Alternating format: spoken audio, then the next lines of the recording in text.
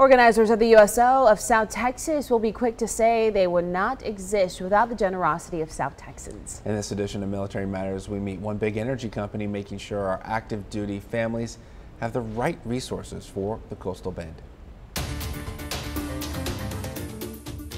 Teamwork is what it took for partners at Cheniere Energy to collect boxes full of goods for mothers and fathers with loved ones in the armed services. Just stock room full of supplies for our military members. Beach towels, beach toys, and snacks are ready for the picking for these families to head out to our Coastal Bend. It's huge. It will save us thousands of dollars, and it will mean the world to our military members. Sarah Banta, head of the USO of South Texas, says she received a call from Cheniere top brass wanting to help out.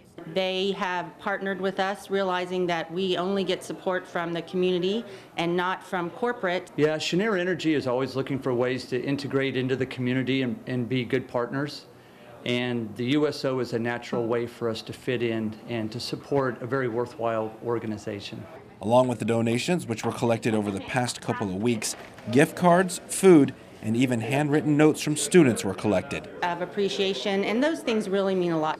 Banta says donations are always welcomed, and lunches, which are provided most Wednesdays at NAS Corpus Christi. Okay, there's a website you need to visit. It's USOSouthTexas.org.